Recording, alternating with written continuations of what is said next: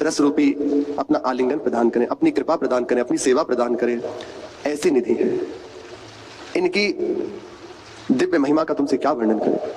स्वयं अखिल लोक चूड़ामणि जिनके सामने दैन्यता पूर्वक वाणी बोल रहे हैं, उनकी सखियों के चरणों में बोलते हैं, उनसे प्रार्थना कर रहे हैं कि आप मुझे अपनी सेवा प्रदान करें, अपना रसोत्सव स्वरूप आलिंगन प्रदान करें। और श्री महारानी जो अत्यंत प्रेम में मान धारण किए हुए नहीं नहीं ऐसा मुख से उच्चारण कर रही हैं। ऐसी शोभा का मैं कब दर्शन करूंगा, कब मैं श्रवण मुख से ये जो अद्भुत प्रेम में वचन है इनका श्रवण करूंगा। हे किशोरी जो कब मेरे ऊपर ऐसी कृपा होगी। श्री लालजू के लिए श्री जयदेव जी कह रहे हैं कि ये जो नहीं नहीं प्रेम में मान है ना, उसे मनाने के लिए कह रहे हैं। त्वमसि, इसका भावार्थ नहीं करेंगे, केवल श्रवण करेंगे। श्रवण से ही ये, क्योंकि भाव बहुत गहरा है। त्वमसि मम भूषणम त्वमसि मम जीवनम, जिनसे प्रार्थना कर रहे हैं कि आप मुझे अपनी सेवा प्रदान करें। हे रस स्वरूप श्री लाडली जो मेरी ओर कृपा करके देखे।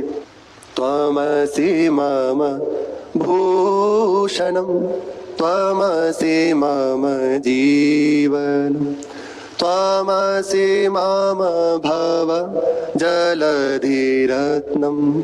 आप मेरी भूषण है। विचार कीजिए, ये प्रेममय वार्ता है, इसे कुछ और विचार न किया।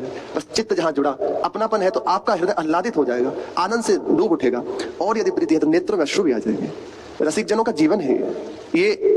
हमारा हृदय ये कलुषित हो गया है, इसलिए हम कई बार इन चर्चाओं को करने में सुनने में भाव कुछ और ले लेते हैं, लेकिन ये जीवन है रसिकों का, इसी से जीते हैं।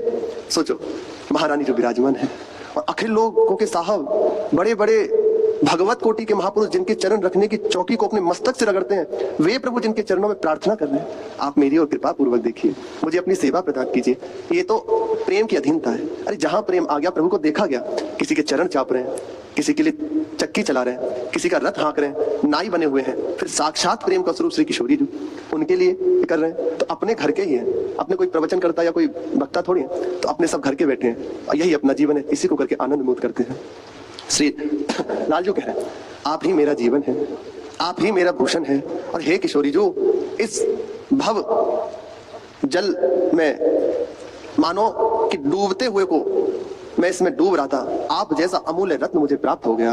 त्वमसि मम भव जलधि रत्नम, अमूल्य रत्न आप मुझे प्राप्त हो गई, आप ही मेरा जीवन है। भवतु भवती मयि सतत मनुरोधनी तत्र मम हृदय मति यत्नम। आप बताएं कैसे प्रसन्न। सत्यमेवास यदि सुदति मयि कोपिनी, यहाँ उनके स्वरूप का वर्णन करें कैसा है। मानो जब गुस्सा किए हुए हैं, मान धारण किए हुए हैं, भ्रकुटी चढ़ी हुई है, भावना कीजिए भ्रकुटी चढ़ी हुई है, तो कोकनद रूप धारण कर लिया, अब उसका मोचन कर रहे हैं। सपदी सत्यमेवास यदि सुदति मयि कोपिनी देहि खर नयन सर घातम घटय भुज बंधनम रदन जनय रद खंडनम येन वा भवति सुख जातम। यदि और आपको अच्छा लगे, ऐसे किसी को बहुत प्रिय हो तो गुस्सा निकालना हो तो ऐसे आलिंगन करके और उसे दबा दो, तो ऐसा भी कर सकते हैं। आपका मोचन मान जैसो वैसा कीजिए, मैं आपका हूं, आप बस रीझ जाइए। आपका स्वरूप स्थल कमल गंजनम मम हृदय रंजनम। प्रभु कह रहे हैं, हम व्याख्या नहीं करेंगे पर इससे समझ ही आ रहा होगा। स्थल कमल गंजनम मम हृदय रंजनम, मेरा हृदय आपकी कृपा से रंजित होता है, आनंदित होता है, प्रमोद होता है, उन्मत्त होता है आपकी कृपा से। रंजनम जन तिरते रंग पर भागम भ्रण मृषर बाणी कर बाणी चरण द्वयम भ्रण मृषर बाणी कर बाणी चरण द्वयम सरस लसद लक्त करागम। इन चरणों को ये जो अनुरंजित है मेरे मस्तक पर धारण करा दीजिए। सोचो सोचो, वे किशोरी जो हमारी है, ये गर्भ हृदय में कौन है, अखिल लोगों के साहब जिनका मान बना है, वे प्रभु हमारे हैं। ऐसे श्री श्यामा श्याम हमारे, इनके महल में, इनके चरणों में आश्रित होने की महाप्रभु कह रहे हैं तुम निश्चिंत हो जाओ बिल्कुल, कि ये विराजमान है अलौकिक निधि जिनका स्वभाव भी तार देना है। प्रिय चारुशीले मुंज मुंचमयी मान मनिदानम, इस मान का त्याग करें। श्री जी बार बार नहीं नहीं। तो महाप्रभु कह रहे आपका ये मधुर प्रेम में शब्द में कब श्रवण करूंगा, कब इन दिव्य लीलाओं का मैं दर्शन करूंगा। ये अधिकार केवल वृंदावन की कृपा से मिलता है।